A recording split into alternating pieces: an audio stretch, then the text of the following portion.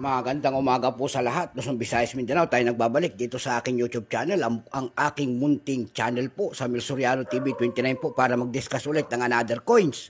Ayan. Magandang umaga po sa lahat ng kolektor Luzon, Visayas, Mindanao kung saan kayong panig na mundo po. Nagbabalik po tayo kahapon po. Wala ho tayong vlog. Ayan po. At busy tayo kahapon. Ngayon lang tayo magbablog. Mayroon naman tayong coins na dumating po. Ayan, nandiyan po sa ating harapan po pero binuksan na natin kasi nga mahal. Baka mamaya mapeke na naman. Ayan po. Magandang umaga po sa lahat ng aking mga subscriber po. Thank you so much po. Yung mga hindi pa po nakapag-subscribe at gusto nyo ang ganito mga topic po, baka pwede makisuyo, pakipindot naman po ang ating notification bell. Ayan po.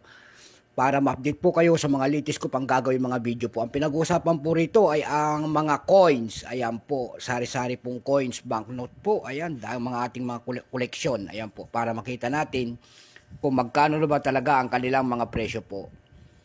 Ayan. At magandang umaga sa aking mother dyan sa Dumpay, Basista, Pangasinan po. Masanto sa kabuasan si kayo na. Ayan, magpagaling kayo dyan. Doon sa mga uncle ko naman po, special shout out po sa Isabela, Quezon. Ayan po.